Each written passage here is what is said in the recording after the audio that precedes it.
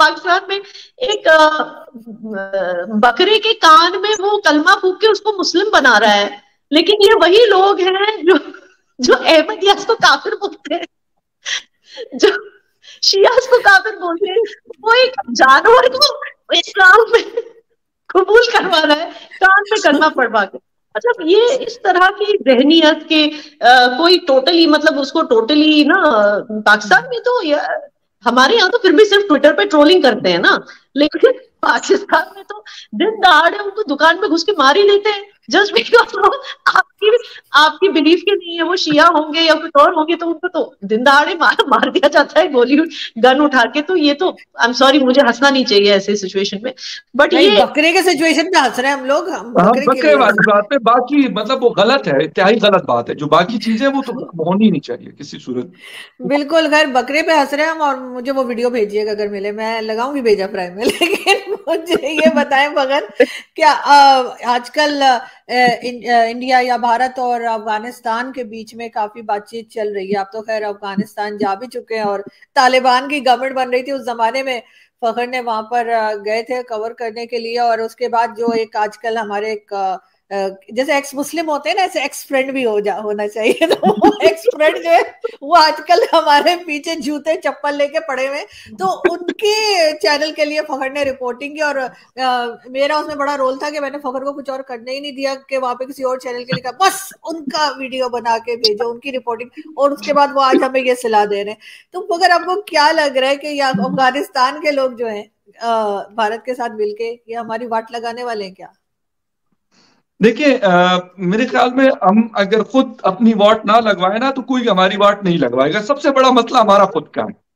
न अफगानिस्तान करेगा ऐसा कुछ, न हिंदुस्तान करेगा। मैं हमेशा बोलता हूँ, यकीन करेगा, मतलब भाषा यूज करने लगे हो, वाट लगाई, अच्छा लगा जी। हिंदुस्तान को क्या लगी हुई है? हिंदुस्तान अगर इस वक्त मतलब एक काफी तेज तरीन मतलब उनकी इकोनॉमी चल रही है, 8.4 प्रोग्रेस उनका जो ग्रोथ रेट है चल रहा है, बाकी बहुत सारी चीजें हो रही है, तो मेरा नहीं ख्याल कि वो कहेंगे यार जाके ना पाकिस्तान से जरा पंगा ले लेते हैं। क्यों करेंगे?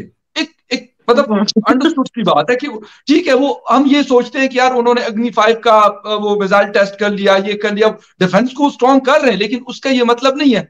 अमेरिका का डिफेंस तो दुनिया में नंबर 1 है, तो क्या हम कहें कि वो पाकिस्तान के लिए उन्होंने किया? वो पूरी दुनिया के ऊपर उनका एक आज भी एक इन्फ्लुएंस मौजूद है। चीन का है, रशिया का है, हिंदुस्तान उस मतलब उस ग्रुप का, उस क्लब का मेंबर है।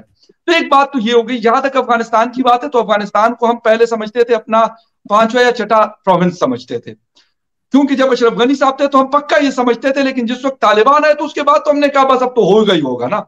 अब तो जो हम कहेंगे, और ये सवाल मैंने मतलब जबीउल्लाह मुजाहिद से पहले जब मैं उनके कवर करने प्रेस कॉन्फ्रेंस गया, तो जब प्रेस कॉन्फ्रेंस खत्म हुई मैंने उनसे सवाल किया, तो उन्होंने मतलब of the record on the record दोनों कहा कि यार हम पाकिस्तान की बड़ी रिस्पेक्ट करते हैं, बहुत मतलब हमारा नेबरिंग कंट्री है, हम चाहते हैं कि उनके साथ हमारे अच्छे ताल्लुकात हो, लेकिन वो इनडायरेक्टली ये भी कहते थे कि भाई आप हमें मतलब ये ना समझे कि इस्लामाबाद और काबुल एक है। काबुल में बेशक अशरफ गनी साहब बैठे हुए हैं, हामिद कारजाई साहब बैठे हुए, या अभी जो अफगान तालिबान की हुकूमत है, वो इस कंट्री के लोग हैं, वो आपकी बात, आपके साथ ताल्लुकात रखेंगे। लेकिन ये आप ना समझे कि इस्लामाबाद में जो बात की जाएगी बस काबुल में उसी तरीके से उसको लिया जाएगा। ये सबसे बड़ी गलतफहमी हमारी तेहरान के साथ है, यही हमारी दिल्ली के साथ है, यही हमारी बीजिंग के साथ है, और यही हमारी अफगानिस्तान काबुल के साथ है। फकर साहब, मैं अपने शो में बुलाऊंगी, मुझे लगता है आरजू का टाइम अप हो रहा है, वो इतनी लंबी वीडियोस यूजुअली रखती नहीं है, लेकिन डेफिनेटली मैं आपको इनवाइट करना चाहूंगी, आप दोनों को अपने शो पर भी, अपने चैनल पर। एंड मैं जरूर पूछूंगी कि पाकिस्तान आखिर इतने पंगे क्यों लेता है, कभी अफगानिस्तान से, अब तो ईरान से भी चल रहा है, कुवैत से भी चल रहा है। जब कुवैत का वो कुवैती डिजाइनर का वो जो आउटफिट पहना था उस लड़की ने, जिसपे अरबी में कुछ लिखा था, उसके पीछे पड़ गए सब उसको मारने के लिए, तो कुवैत में गुस्सा आ गया लोगों को, क्योंकि वो कुवैती डिजाइनर का ड्रेस था, कहता है उसमें हमने कोई कलमा लिखी ही नहीं थी। तो हर एक कंट्री के साथ ये क्या चल रहा है पाकिस्तान में? क्यों चैन से सुकून से रहते नहीं और दूसरों को रहने नहीं देते? ये जरूर मैं आपको पूछूंगी अपने शो पर। नहीं, ये आप जरूर पूछिएगा अपने शो में, लेकिन आप साथ साथ हम ये भी डिस्कस करेंगे कभी कि ये वही वाली बात हो गई ना कि पाकिस्तान सबसे पंगे लेता है जबकि किसी ने कुछ किया नहीं होता। ये उन्हीं लोगों की तरह है जो आजकल हमसे पंगे लेते रहते हैं जबकि हमने कुछ भी नहीं किया होता। हम लोग अपना चुपचाप अपना काम कर रहे हैं, वो बीच में आके हमें बार बार डेली बेसिस पे टक्कर मारते हैं। पाकिस्तान को मुझे लगता है थोड़ी थोड़ी समझ आ गई है कि भाई पंगेबाजी अब नहीं चलेगी, किसी के साथ भी रहना है अच्छे से रहना, बेशक आपके साथ किसी। मैंने देखा है आवाम को ये चीज, आवाम चाहती नहीं कि पंगे हों, बट ये हुक्मरान हैं, ये सियासी लेवल पे होते हैं सारे पंगे, और इट्स वेरी अनफॉर्चुनेट कि उससे आवाम जो है वो पिस जाती है। हर तरफ आवाम ही पिसती है उसे, क्योंकि हर कंट्री को मोदी जी जैसे लीडर तो नहीं मिल सकते। और मैं हैट्स ऑफ करती हूँ मोदी जी को इस पॉइंट पे, मैं बताऊंगी, क्योंकि जिस तरह का मैस पाकिस्तान के लीडर्स ने क्रिएट किया है पाकिस्तानियों के लिए, वो देखकर मुझे याद आ गया कि मोदी जी, मतलब लिटरली कभी कभी आंख में आंसू भी आ जाते हैं कि उनको भी कितना ट्रोल किया जाता है। आरजू, जितना तुम्हें और मुझे हम सोच भी नहीं सकते, उनको कितना ट्रोल।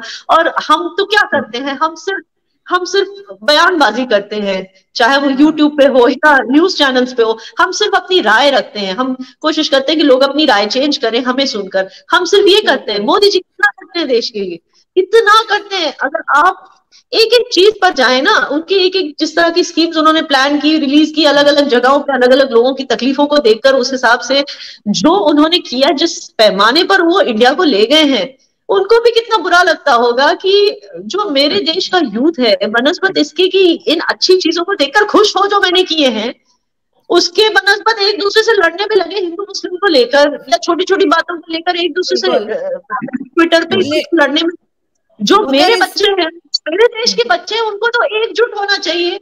मैं अब बजाय इसके कि वो चीजें देखी जो मोदी जी ने की है, उनको ऐसी चीजों पे कितनी गालियां पड़ती है, कितनी बुरे अपशब्द कहा जाता है उनको कि मणिपुर में क्या हो रहा है वो नहीं देख रहे हैं, ये क्या हो रहा है वो। मणिपुर के लिए भी उन्होंने कितने स्कीम्स वो की हैं। बिल्कुल, इसमें मगर याना मैं ये जरूर चाहूंगी कि जितने भी मीडिया के लोग हैं, चाहे वो हिंदुस्तान से हो या पाकिस्तान से हो, जो यूट्यूब पर हैं या बाकी चैनल्स पे, वो ये जरूर कोशिश करें कि दोनों कंट्रीज का जो मीडिया है वो एक दूसरी कंट्री में अवेलेबल हो। मैं टीवी चैनल्स की बात कर रही हूँ। अब टीवी चैनल्स नहीं आते, हम लोग न्यूज चैनल नहीं देख पाते, यहाँ पे मेजोरिटी लोग जो है, कुछ के पास डिश वगैरह है तो चले देख लिया, अदरवाइज नहीं देख पाते। तो एक टाइम तक ऐसा था कि बहुत से लोग, मेरे जैसे लोग भी जो है, 2019 तक और उससे पहले हम यही समझते थे कि गलत पॉलिसीज बनी हुई है, भारत के प्राइम मिनिस्टर ने गलत पॉलिसीज बनाई है और हम उनको पसंद नहीं करते थे। लेकिन जब हमने टीवी चैनल्स देखना शुरू किया, बात सुननी शुरू की कई लोगों की, जिसमें तारिक फतेह साहब भी थे और कई दूसरे लोग, तो उससे हमें पता चला कि उन्होंने क्या काम किया है। और वो गुजरात का जो चला करता था वो बंद हो गया। पाकिस्तान में भी हम लोग तारीफ कर रहे हैं, लेकिन अभी भी हमें जरूर कि हम वो टीवी चैनल्स ऑन करवाएं अपने यहाँ भी और आपके यहाँ भी, ताकि लोग एक दूसरे की बात सुने, समझे और जो नेगेटिव थॉट्स है उसको जो लोग हैं वो अपने आप को बेहतर कर सकें। पाकिस्तान की आर्थिक बदहाली की हालत पूरी दुनिया के सामने आ चुकी है। देश में रोटी के लिए लोगों की लंबी लंबी कतारें तो पूरी दुनिया ने देख ली है, लेकिन अब कंगाली का आलम ये है कि पाकिस्तान का स्टेट बैंक ढंग से नोट भी नहीं छाप पा रहा। पाकिस्तान ने ऐसे नोट रिलीज कर दिए जो आधे ही छपे हुए हैं। हैरानी की बात तो यह है कि इन नोटों को लोगों को देने के लिए बैंकों तक भी पहुंचा दिया गया। पाकिस्तान के ही एक बैंक कर्मचारी ने इन आधे अधूरे छपे बैंक नोट का वीडियो बना लिया, जिसके बाद अब सोशल मीडिया पर लोगों का गुस्सा फूट पड़ा है। पाकिस्तान के प्रमुख अखबार डॉन की एक रिपोर्ट के मुताबिक सोशल मीडिया पर आलोचना के बाद स्टेट बैंक ऑफ पाकिस्तान ने मंगलवार को आधे प्रिंट नोट के मामले की जांच की घोषणा की है। सोशल मीडिया पर सामने आए वीडियो में एक शख्स खुद को नेशनल बैंक ऑफ पाकिस्तान की मॉडल कॉलोनी शाखा का मैनेजर बता रहा है। शख्स ने 1000 रुपए के 2 नोट पकड़े हुए हैं जो सिर्फ एक तरफ ही छपे हुए हैं। एक और हैरान करने वाली बात यह है कि इन दोनों नोटों के बारे में बैंक कर्मचारी को भी तब पता चला जब ग्राहकों ने इन आधे प्रिंट नोटों की शिकायत की। वायरल वीडियो में कर्मचारी को आप कहते हुए सुन सकते हैं कि मुझे नहीं पता कि कितने ऐसे बंडल पहले भेजे जा चुके हैं। हमें इस बारे में तब पता चला जब एक ग्राहक ने इन्हें लौटा दिया। इसके बाद शख्स एक अन्य बैंक कर्मचारी के मेज के पास कैमरा लेकर पहुंचता है, जो नोट के एक बंडल की जांच कर रहा था। जैसे ही कर्मचारी ने बंडल को पलटना शुरू किया, एक के बाद एक चौथा नोट ऐसा ही था, जो सिर्फ एक तरफ ही प्रिंट था।